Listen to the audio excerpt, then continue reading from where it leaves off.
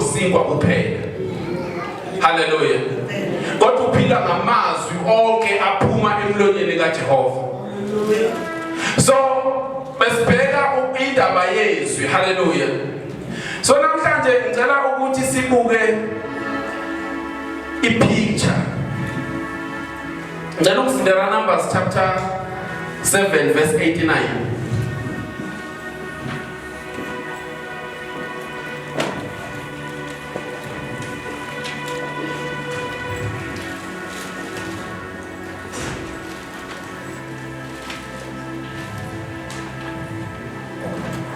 Numbers 7 verse 39. 89.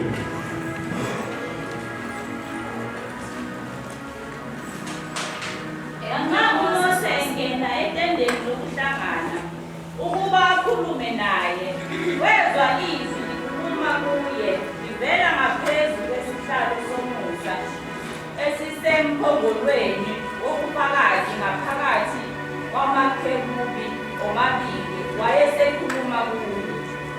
Nemozwa. Yeah. Awuphinde ubafundele.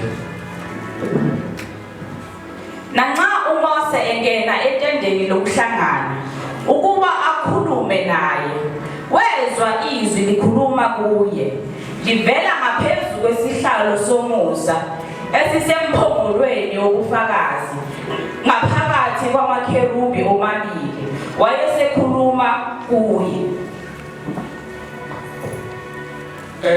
Kuleli verse esifunde kulo namhlanje ngifuna sibheke the picture uthi uPaul uNkulunkulu kunezinto ayezenza zibe yisithunzi sezinto eziriyeli.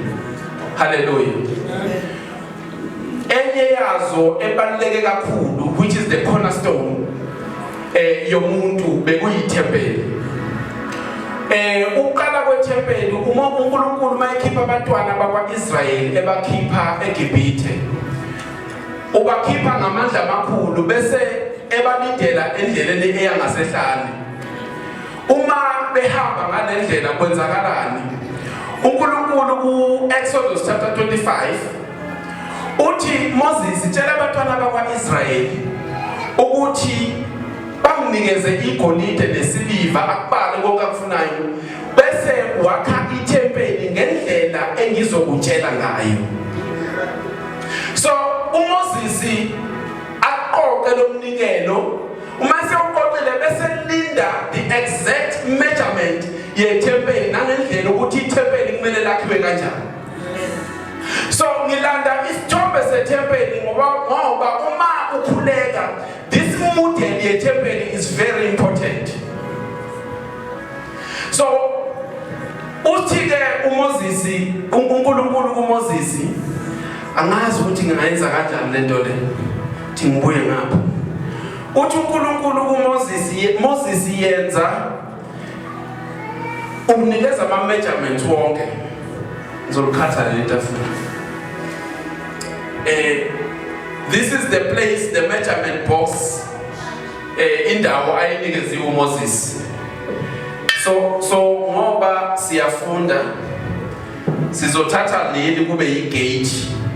Wonke umuntu ongena la ungena kuleli gate. Hallelujah. Bese uma engena la egate kwakunendawo la mawuqeda ungena egate yokunikela. Hallelujah. Ila kulethwa khona iminikelo yonke uma ngabe umuntu ezoletha umnikelo ethempelini bekafika ushila. Bese kuzoba nendawo la enye futhi esakhiwe ekuthiwa is a holy place. Le ndawo ke le kwangangeni umuntu wonke kwangena abapriesti kuphela. Bese phakathi kule holy place kuzoba nendawo ekuthiwa it's a holiest place. Hallelujah. So ithempeli kaMoses likanjena ke between le ndawo yokunikela nale kunento eyayila okwakuthiwa i-wash basin. Hallelujah.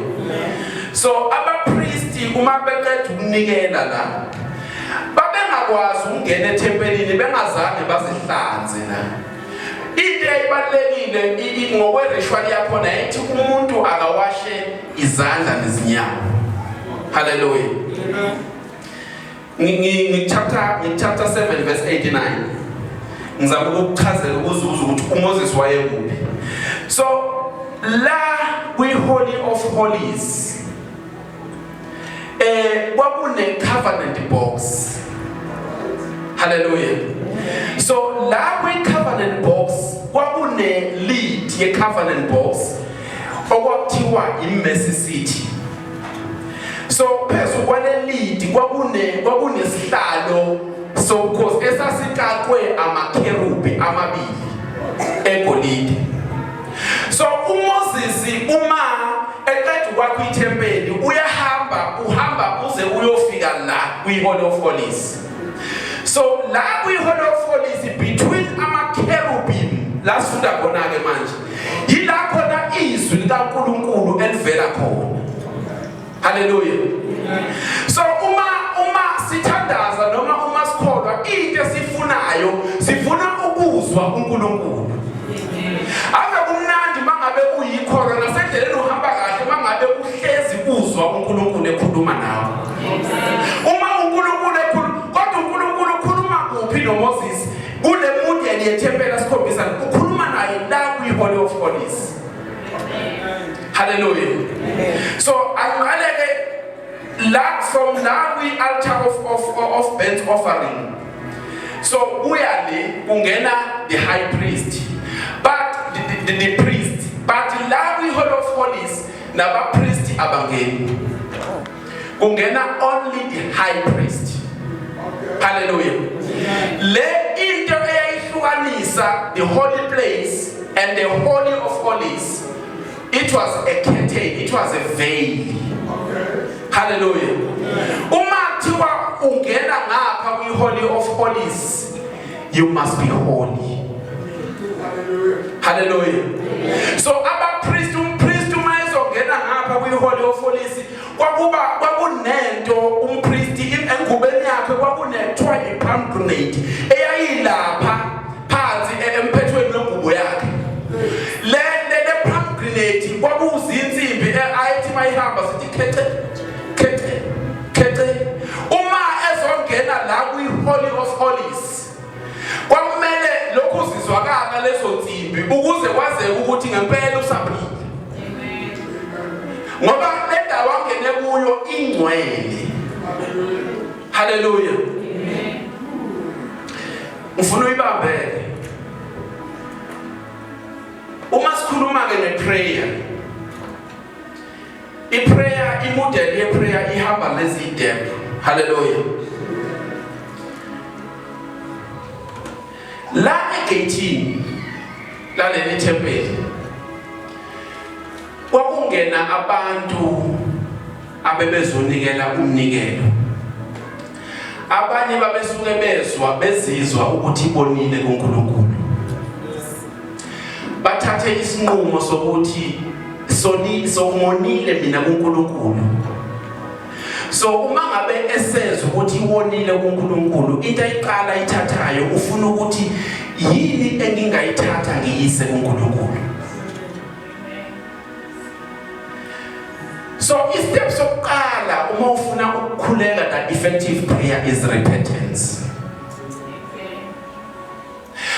Uzihlole wena kuqale akufanele uzibone ukuthi mina Nkosi ngonile kuNkulunkulu angifanele ukuphila ngaphansi kwakho. Then you decide ukuthi ngidinga wena ngidinga intethelelo. Hallelujah. So into yokuqala uma uzokhuleka you need to repent. You need to realize your insufficientness. You need to strip your pride away from you. And repent and say, Lord, I need you. And then once you took that step, the second step that they took is sacrifice.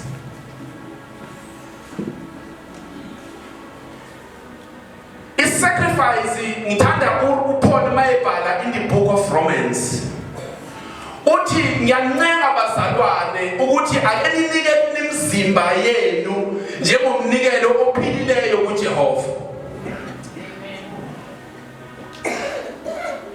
Sacrifice iqala ngawe, iqala kuwe. Usuke uyisacrifice wena. Hallelujah. So into ababeyenza ngokwesikhathi ababephila ngaso bebethatha isilwane.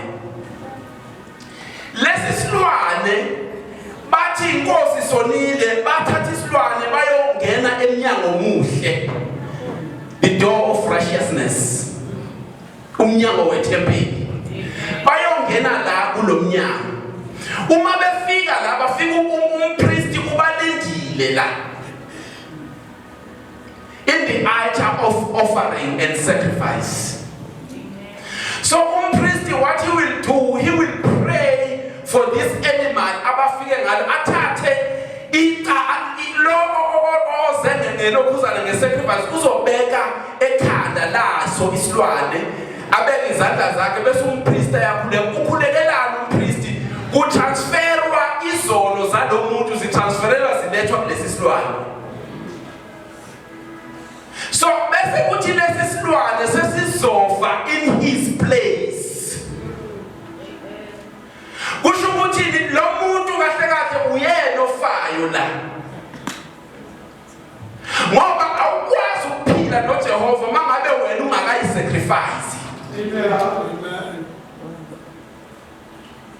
So the first thing and the second thing is the sacrifice. Mawusu decidile is the sacrifice.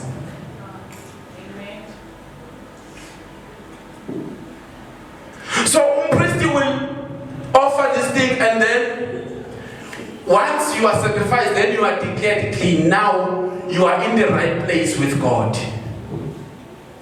Hallelujah.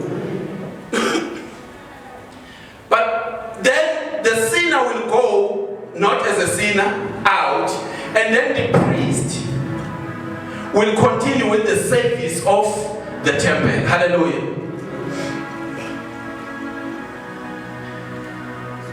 Ngifuna ukuyihlanganisa la.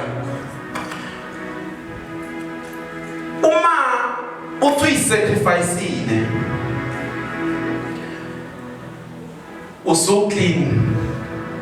Remember, now ngifuna ukukhumbula lento. This temple represents the heavenlies. Hallelujah. This temple represents the heaven. So uma umzalwane ukhuleka, you repent, you sacrifice yourself, and then you come here. Remember, in the Old Testament, this was the place of the high priest, but that was the picture.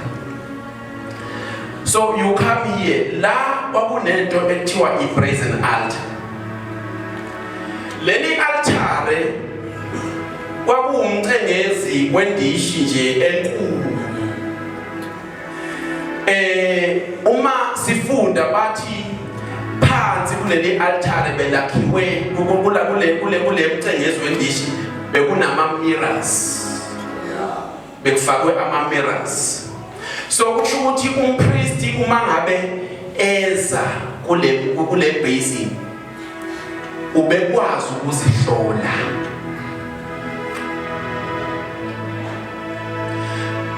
Kune responsibility kaNkulunkulu mawuhamba noNkulunkulu ube ne responsibility yakho.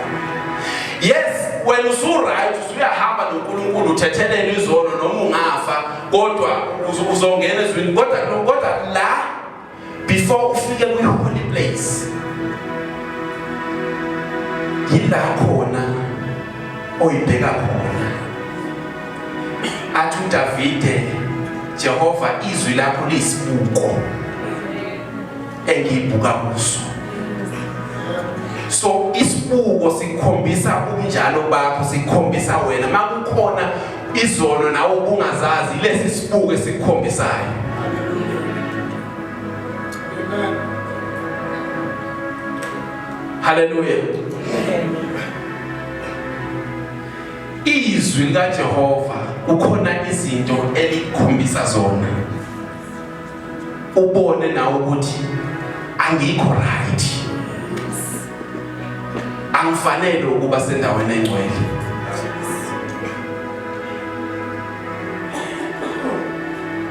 After this self-introspection through the word of God, then uzongena kwi-holy place. Umzalwane njalo lo uyakhuleka. Awuvela usuke nje uqhamuka usula. Umzalwane lo uyakhuleka usengene la kwi-holy place. Nansi ke into eyayila kwi-holy place sesinawo le picture nithi. I'm looking for more items. Nansi into eyayila kwi-holy place. Kwakuyine table of showbread. Izinkwa zokubukwa. Lezi zinkwa zazu-12.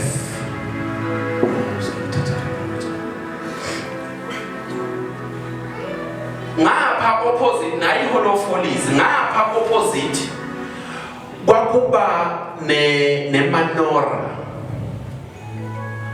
Menorah is ngeke ibone le candlelight le eyakhiwe yaba nama-light awu-7. Le ema ye-one stand bese iyaphuma ama-light athi. That is called a menorah. Leya light beyilayithwa nge-oil. So umsebenzi wompristi kwakuwenza show number bese ithi ngilandelela le item yokugcina. Bese la before the Hall of Holies, that's where you will find the altar of incense. Hallelujah. So umpristi umsebenzi wakhe ukuthi la ethempelini kumele izinkwa zihlezi zikhona. Isinkwa ke simele izwi likaNkulunkulu. Lezi zinkwa izwi likaNkulunkulu limele ukudliwa abapristi. Lezi zinkwa besingadliwa umuntu ongaphandle, besingadliwa umuntu ongesiwo umpristi. Kodwa lezi zinkwa bezidliwa abapristi kuphela. So thina singabazalwane, we are a priesthood nation. Ngesikhathi uJesu efa esiphambaneni wavula lendlela wavulela thina to the Hall of Holies. Kodwa ibambe before ufika kwi-Hall of Holies there is a holy place. And then the holy place ila kumele khona udle isinkwa. So kusho ukuthi if you are praying you must eat the word of God.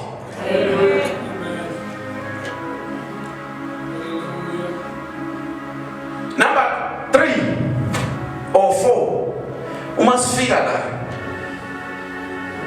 kwi-menorah. Angiyi deep. Masifika la kwi-menorah. This menorah was the only source of light in the temple. There was no other source of light. Kwakumele njalo belethe i-oil. Le oil umpristi every day kumele ayenze show ukuthi isibani siyavutha. You need to keep the fire burning.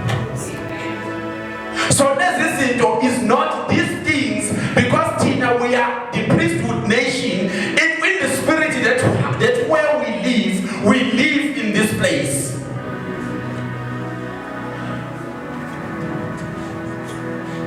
So you need the Holy Spirit. The Holy Spirit is standing for oil. You need the Holy Spirit to keep that fire burning.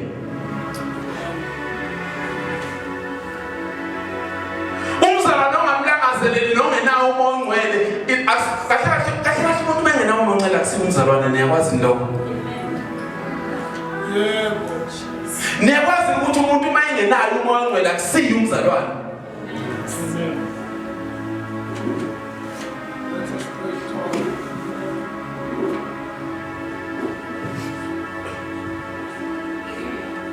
Ibandla uJesu wahamba.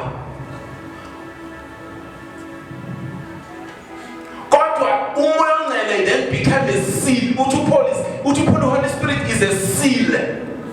Usho ukuthi uwuphawu kumzalwane. So uma ewuphawu it means umzalwane ongona akekho umzalwane kahle kahle owumzalwane. A Christian, there is no Christian without the Holy Spirit. Amen. Thank you. If you are a Christian, then you have the Holy Spirit. It's either you don't listen to the Holy Spirit, you ignore him, or I don't know, or you're also umzalwane. So, Google this place, this candy, it was supposed to be filled with oil to bring that life to burn.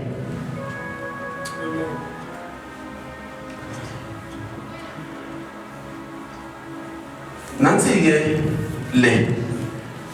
the altar of incense.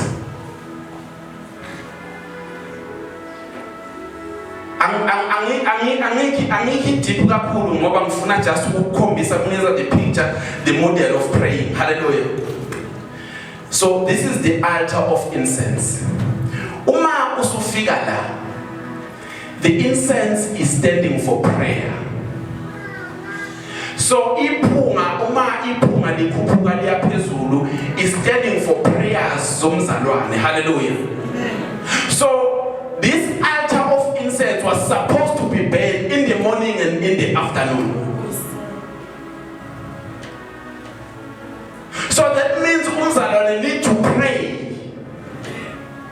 Ngicela ubambele before uMoses uma umpriest ezala wayeza kanye la uma umpriest ezozala we holy of holies wayengena la wayefika amayishumisa the altar of incense wayengangeni in the holy place unless the whole place of the holy place is filled with smoke.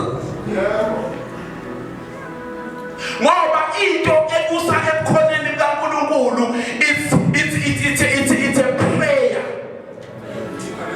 So until the temple, the holy of holies is filled with smoke, wayengangeni umpriest kwamele ibe filled with smoke.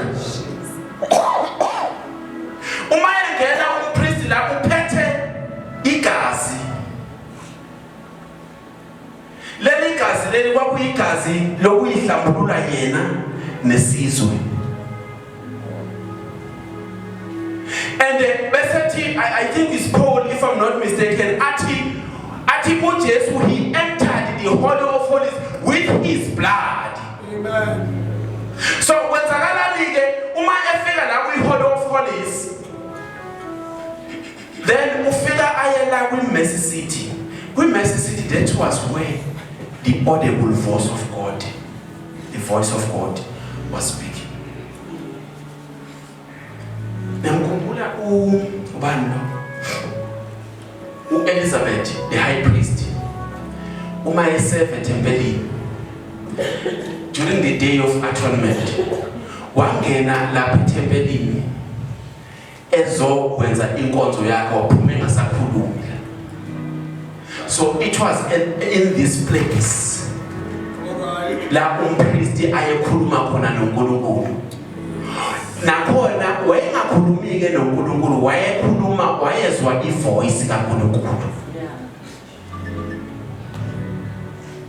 So uma sithandaza ngiyayithi ke mina kune process bese kuzoba ne ultimate plan. The ultimate goal.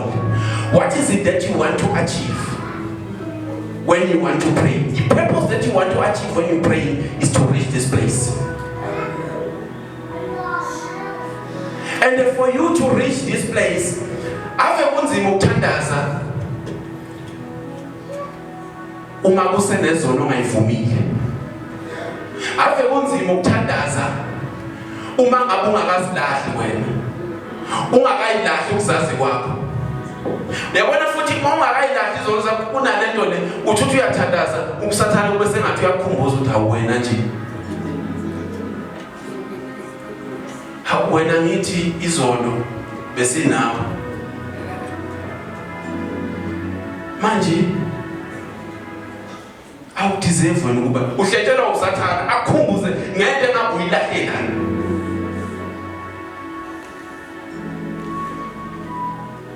Jesus. Ave kunzima ukuthandaza kodwa kusuke sekungcono usushandashandisa kodwa ave kunzima ukuthandaza mangabe izwi ungalidli. Lisizaphi izwi wazi ukuthi uNkulunkulu intando yakhe ithini? Ngoba uma sithandaza kumele sithandaze ngokwentando kaNkulunkulu singabe sesithandaza imithandazo yethu ephambene. And yonke leyo nto uzoyithola ngophezulu. Hallelujah. So uzufike kwi-Holy of Holies. Ngizama ukumudela the way of praying, especially mangabe ufuna ukukhuleka ukumudela the way of praying. You must start from here. That's why igazi lika Jesu before uJesu afe ilone lalihlanza izono zethu. Elachitheka ilone lahlanza thina.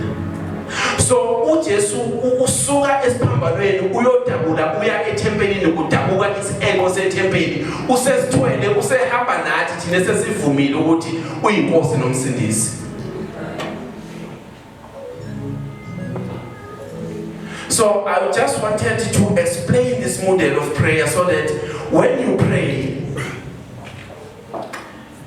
you must have a picture. Kwesinye isikhathi siyakhona ukusebenza ngama-pictures ngoba uNkulunkulu asimazi kodwa into eyenza ukuthi simazi uNkulunkulu imisebenzi yakhe. Uthi ulokhuzane uDavide even nemvelo iyambabaza uNkulunkulu iyamdumisa. Imdumisa kanjani ngoba mawubuka indlela imvelo engayo yona self it says there is a God. Hallelujah. Ngizofuna ukuyidedela ke le. I'm telling me semanifuna ukungibuza angifuni ukugxila kakhulu la. Kodwa le ngichazile bengilethe ukuthi ukuze ukhulume noNkulunkulu noma ungaba umfundisi kodwa ukuze ukhulume noNkulunkulu you must repent. You must sacrifice yourself. Zivuma izono zakho. Self-introspect. Read the word of God. Seek the Holy Spirit. Keep that fire burning. Keep on praying. Then you will be drawn into the presence of the Lord.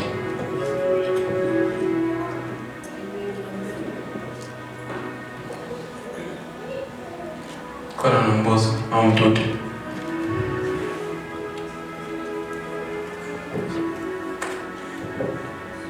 Akusubela umuntu bomthamisa yakho avuleke kakhulu.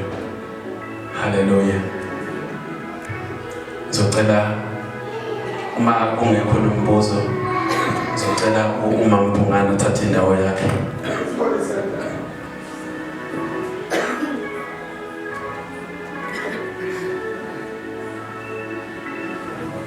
Ngicela umfundisi usemeze ngapha. Hallelujah.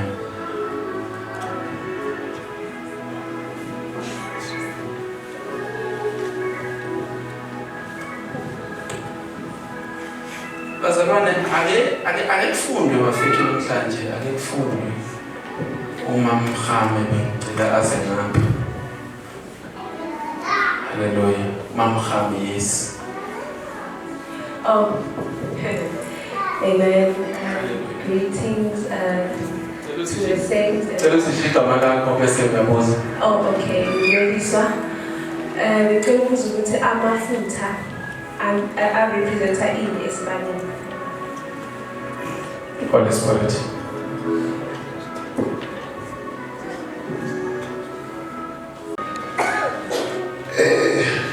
Baba uthembisi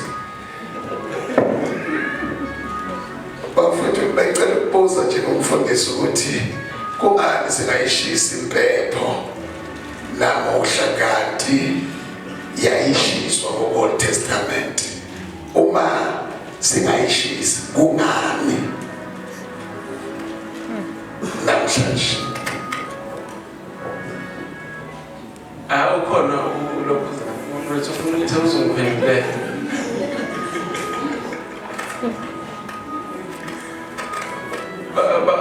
Niyafuna ukushisa impepho? Babone inkinga yokushisa impepho.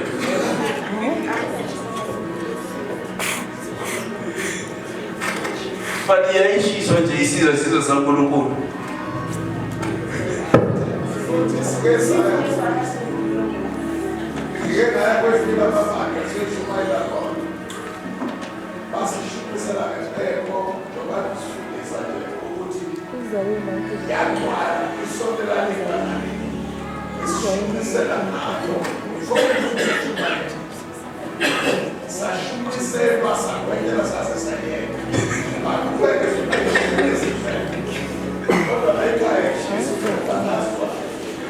Okay, ngicela ukuphendula. Okay. Ngicela ukuyibeka kanje. Kunezinto uNkulunkulu angithi ngoba siphila la emhlabeni asiyazi into esezulwini. Hallelujah. So kunama pictures nengayo le picture le. Kunama pictures uNkulunkulu izinto ezazi yipicture yento esezulwini. Hallelujah. So lezi zinto zasi-influence yini? Zasi-influence number 1 ukuthi umuntu uzobamba ama-pictures. Kulula ukubamba ama-pictures kumuntu. Number 2, u-Israyeli uqhamuka from uNkulunkulu umthathe from the pagan nation. U-Israyeli uspende 400 years eseGibhithe beworshipa the pagan god. And these things zokubhena ama-incense kwakuyizinto ezazenziwa. So yingakho uNkulunkulu mangabe enikeza kuzowakhiwa ithempeli akekho umuntu obakha ithempeli ngqondo yakhe. uMoses uma ngabe ezolakha ithempeli lokala uNkulunkulu wathi Moses ngizokunikeza ama-measurement to the centimeter. Hallelujah. uSolomon mayethuya lakha uthi uNkulunkulu yima kancane Solomon, I will give you the measurements. I will give you the architect. So because the temple will represent something that is very significant. That's why Paul uthi anazi yini ukuthi nani temple kaNkulunkulu. Kanjalo nama-incense. Ama-incense, they were representing the prayer. So uma ama-incense ikhuphuka then iba yiphunga elimnandi kuNkulunkulu. So that is the prayer of the prayer. Prayer uma umzalwane ekhuleka engcwele iba yiphunga elimnandi prayer. So now we can no longer continue burning ama-incense ekubeni sibe sazi ukuthi that was the shadow of the real thing. Uma uJesu ezofika khumbula uthini uJesu uthi angizile ukuzochitha umthetho nabaprofeti kodwa khona engizokugcwalisa. Uthi uJesu nina nithe umuntu wonile mangabelane nomuntu uthi mina umuntu wamkhanukela wonile. So usezo clarify lezi zinto. So kanjalo ne-incense is falling to that category. That's why we no longer burning it. The prayer will take us to the presence of God. The prayer will make us to hear the word. The prayer will create a ground enough, an atmosphere enough for God to speak and for us to hear, to listen. Yabo. Pendulengile ba. Amen.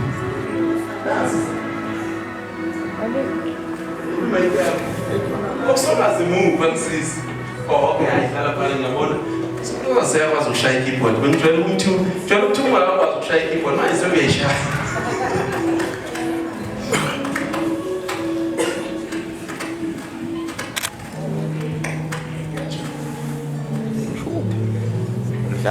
Amen, mfundisi. So according to a demonstration oyenzile laphayana, umuntu wayefika ephelele lapha ekuqaleni yena yebo, bese kuqhubeka isilwane lesi sisithathe ukona kwakhe aqhubeke isilwane masuka la isilwane siya-sacrifice then seqhubeka igazi. Amen. Okay, bese ukushumisa kwempepho bese kuba kuphi? Ukushumisa kwempepho kula before the Holy of Holies.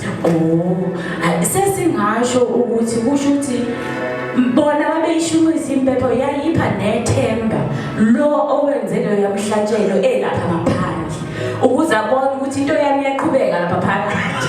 Isize yafika ngokuthi sekunanentuthu esiyokhulumela kuJehova. Kanti umshayeli izandla bazalwane ngiyabonga. Ngiyabonga, that was not a question, it was a comment, right? Thank you very much. Ngiyabonga. Yo. Amen. So in and just to speak, why we still there? Uma Israeli esatravela, thank you Mama Mlambo. Uma Israeli esatravela esuka eGibhithe yakwa Israeli eya Canaan. Kwakunefu elali uIsrael ayobserve elalihlala ethempelini. Uma ngabe lelifu emini kwakuba yifu, ebusuku kwakuba yifu enomlilo. Hallelujah. So uma lelifu leli lihlezi lalihlala uIsrael uyazi ukuthi uyakhempa kuhlezi. Kodwa uma ngabe lelifu selisukuma uIsrael wenzani na uyaqoqa. Uyazi ukuthi sekuyahanjwa. So uIsrael wengahambi until into eyenzeka ku holy place uNkulunkulu webalida ngefu noma balide ngelokhuzana ngensika yomlilo. Hallelujah. Thank you very much. So so uma ngabe usufika kule level you move by the move of God. You move by the timing of God. So uthi mayethu uMoses abantwana bakwaIsrael sebonile uthi Moses thatha labantwana uhambe nabo ungene nabo mina ngisahamba uthi Moses weNkulunkulu mawungahambi nama ngihamba. Because Moses waye understand ukuthi i-movement kaNkulunkulu ne-timing kaNkulunkulu is very important. Uma umove abantu uNkulunkulu akamove, there is a problem. That's why it's important for you to hear the word of God.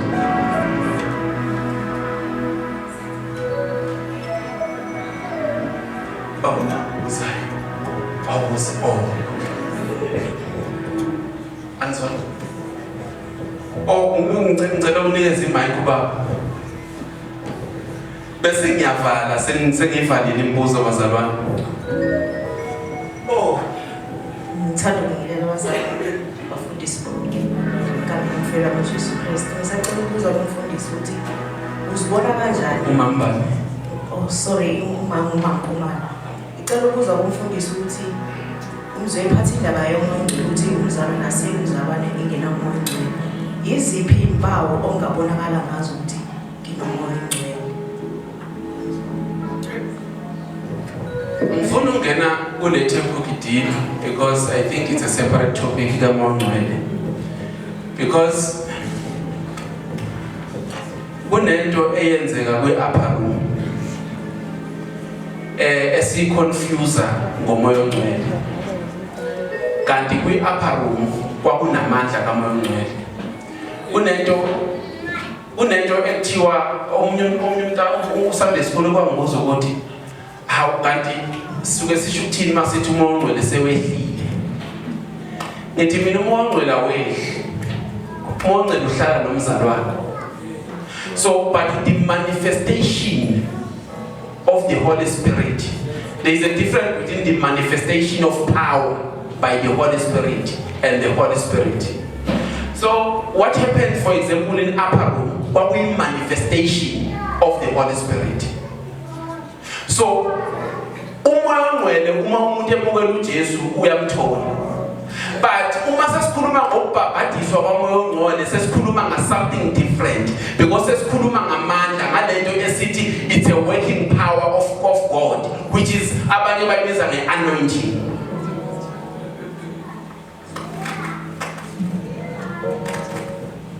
Yaphenduleni. Romans chapter 8. Romans chapter 8. Verse 9.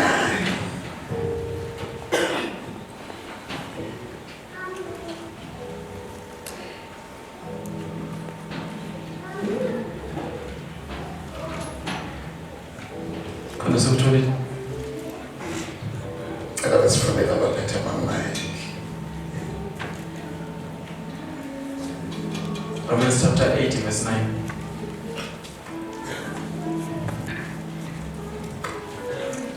You have, however, are not in the realm of the flesh, but are in the realm of the spirit. Verse 5. Those who live according to their flesh have their mind set on what the flesh desires. But those who live in accordance with the spirit have their minds set on what the spirit desires. I don't forget that.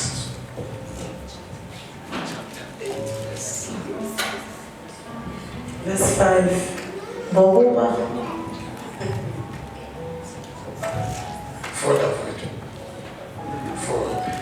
Ngokuba abokwenyama banaka okwenyama, kepha abakamoya banaka okamoya. Verse 9. Verse 9. Kepha mina angisenyameni, kodwa ngikuye umoya. 8. Abasenyameni abanakumthokozisa uNkulunkulu. Ingakho ubhalansa le ndaba yokuthi umzalwane mayenake umoya ongcwele ufana nomuntu ongasindiswayo. Wena benefits okuba nomoya ongcwele bese kuba leluze oyiluzayo wena ongenaye umoya ongcwele. Ngoba uma umoya uthi usenyameni kodwa ucontrolwe umoya, khona usenyameni kodwa izinto uyibuki ngenyama uyeshula kwalenyama. Ezinye zezinto umfundisi ayithintile ile yokuthi ithempeli laligcwala intumbi isimongwe. Isaiah chapter 6 sisiyedlula nje ngesikhathi u-Isaiah ethi thuba mina bese lithi izwi lenkosi umusi le-smoke yagcwala ithempeli. Lithi ngaleso sikhathi esho kanjalo kwavela ingelosi yashisa izindebe zakhe emlungisa uNkulunkulu ukuze akwazi ukukhuluma. Akabheki kwenye indawo uthi maye mina Nkosi ondebe zakhe zingcolile ngiphakathi kwabantu abanjalo futhi la ngiphila khona impilo engiyiphilayo impilo engathokozisi weNkulunkulu umoya ongcwele. Ngamanye amazwi akakwazi umoya ongcwele leya eyayigcwala lesi smoke esigcwala ithempeli kuba priest asikwazi ukugcwala lo umuntu engavumile ukufa kuye. Ngoba ukuphila kumoya kusho ukunqoba ezweni lenyama uvume ukuyophila ezweni lamoya. Bese ngizama ukugcizelela kuleli side. Siyabonga baba. Siyabonga. Ngicabanga ukuthi sesifike la esiqede khona. Angithandi. Okay. ukuthi embusweni kangaba ngazi ukuthi ube satisfied kulento yokuthi isign yokuthi akanayo umoya ingcwele njengoba sihlezi la ongenayo umoya ingcwele uzobona kanjani ukuthi mina anginaye umoya ingcwele uzobona kanjani ukuthi nginaye. Ngicabanga ukuthi isifundiso sikhulume kamnandi njengoba ukhulume eqaleni ukuthi umuntu uqala ngale njengoba ubekelele kunjani as an example emnyango lapha kufike uma ungena ubuso unikeza ilokhunjana an offering kumpriest bese umpriest wenze njalo wasu uchaza into ukuthi thina sifanele masifika lapho sifike si sacrifice thina uqobo lwethu ukuze sikwazi ukungena kule nkonzo yalomkhuleko emfuna ukucizelela lapho kule umbuzo ukuthi lo ongenaye umoya oyingcwele as we are here ngeke akwazi ukuyisacrifice in that position. Okwesibili ubona ngani ukuthi umoya oyingcwele akekho kuwe ngokwezithelo zikamoya. Amen. Kunezithelo zikamoya sifunda lapha encwadini yamaGalatiya chapter 5 verse 19 izokuvezela izithelo zonke zikamoya umntwana kaNkulunkulu anazo. Then if unganazo lezi zithelo yila ufika uyibona Le session siyenza le session ukuze sikwazi ukusizana noma kuthiwa une question obungenayo obunayo ukwazi uyibuza manje. Ngiyabonga. Before say asibonge kakhulu for this 10 days. Chapter 32 Mahu verse 1 basibekeni asiphumile silokhu sihlelile yaseqaleni njengoba iqala umfundisi uThelezi wathi uNkulunkulu wenza isithunzi the shadow ukuze sigcwaliseke kweNew Testament. Verse 1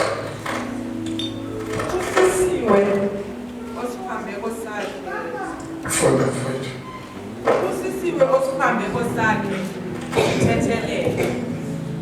Osono sakhe sisibekele. Bese underline ubusisiwe. Osiphambeko sakhe sithethelele.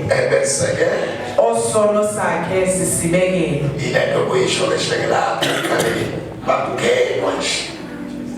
Makugenwa nje eqaleni engaging.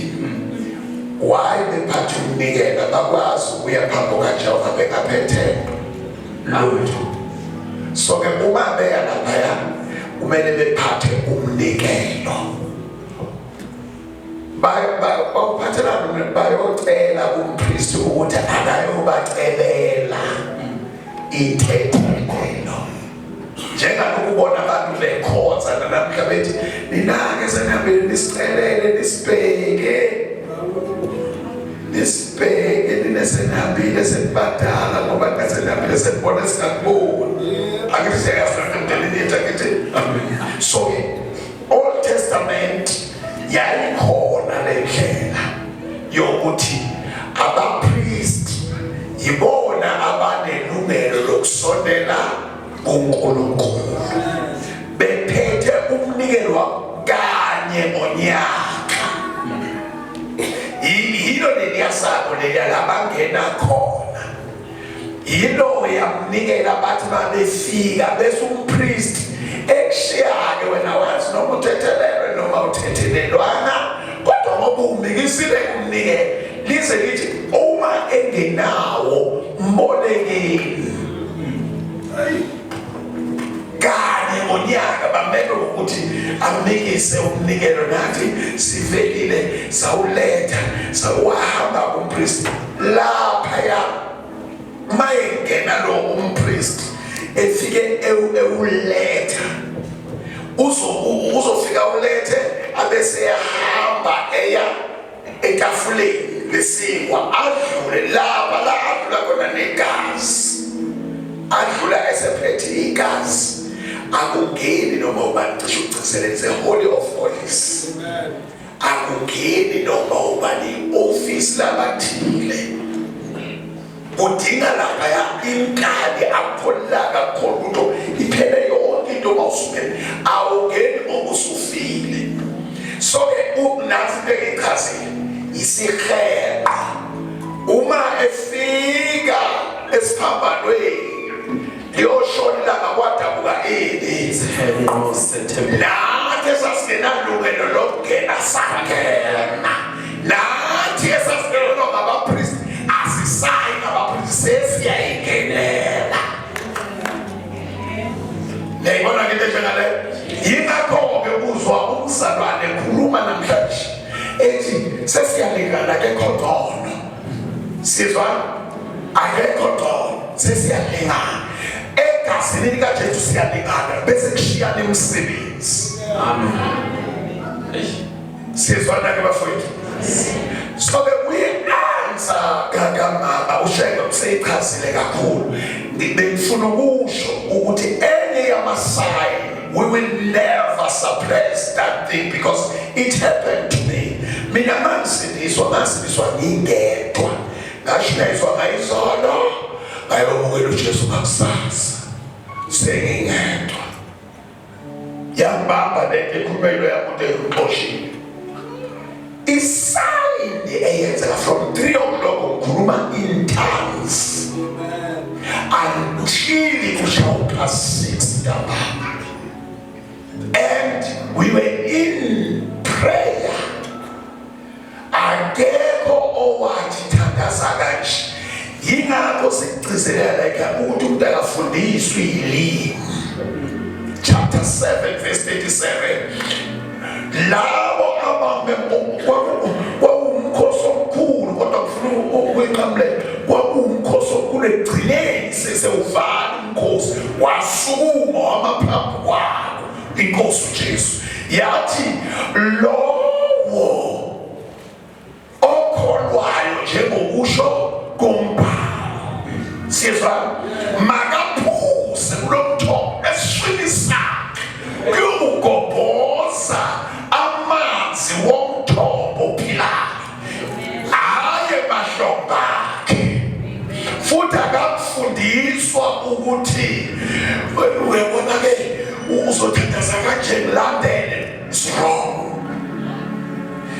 umuntu mayesegcwaliswe ngamandla kamoya ongcwele umoya ongcwele kungenzeka ukhuluma la iswini sakhe uzwa la iswini akhuphuka lamagama njengamabhabs ngeke uvale umlomo ingqondo yakho iba confused wena ukuthi ngithini siyezwana yini le yenzakalayo kodwa lamagama wabambeki agijima njengebhebule omo usukuthi yingakho okunye uyahluleka ukwasho lamagama umzolo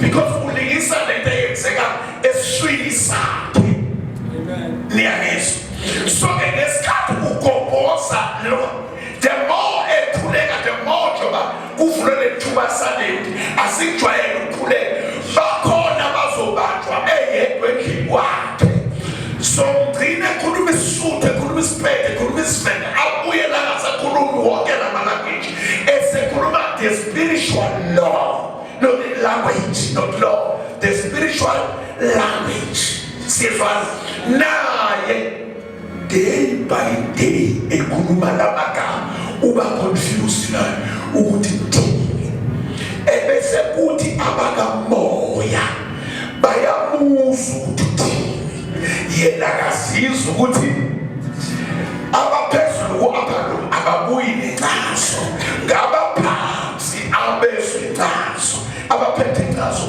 ekhulunywa phezulu bathi lobo bakhulumile ngojiyami kodwa ababona bakithi lona ukhulumile ngobona into ukuthi akusinto yokufundiswa tu abafundile laba bantu abalapha phezulu but language i-communicator nathi sazi even i-nation yabo siyezwana ngamanye amazwi allow yourself, sacrifice yourself in prayer so that the move of the Holy Spirit will change you. Amen. Thank you very much. That's interesting.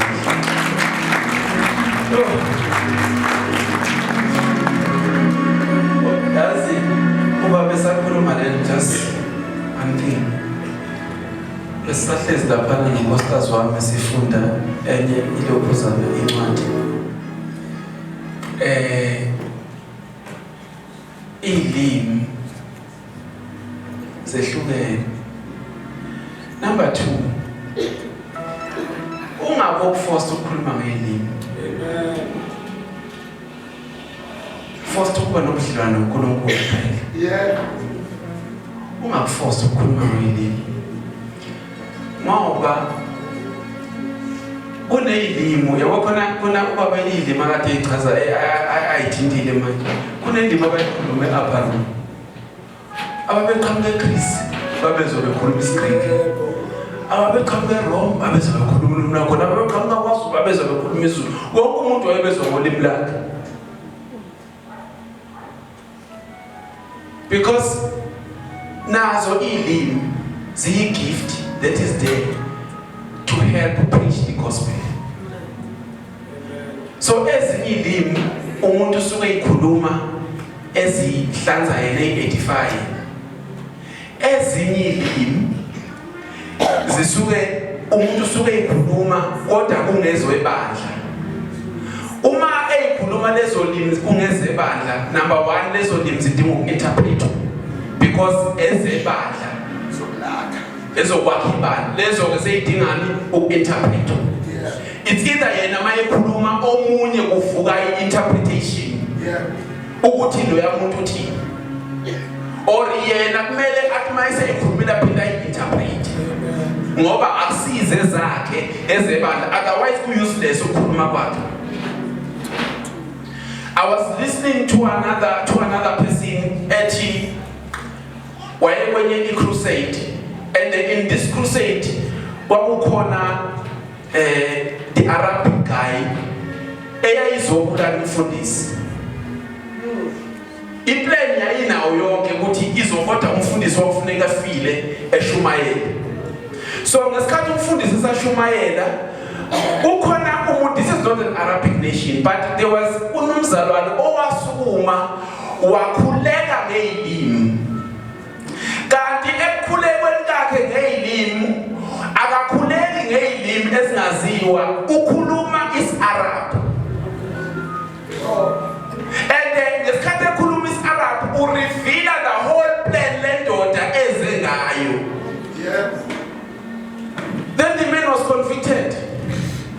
He turned away from his ways. So zonke lezi zinto zakha funeke zakhe ibandla. Azikho one gift yoprofeta akaboosti ngayo. One ilimi akaboosti ngazo. Olokhuzana newethu akaboosti ngazo ngoba zonke lezi zinto zonke kumele zenzeni zakhe ibandla. Thank you. So the moment umuntu esesebenza le gift not to edify the church and to build you, then there is a problem. Hallelujah. Ngiyabonga ngicela ukuyivala lapho bazalwane. Ngicabanga ukuthi sengifike la engiphele khona. Ngizocela umfundisi uBhungane abuye endaweni yakhe. Hallelujah.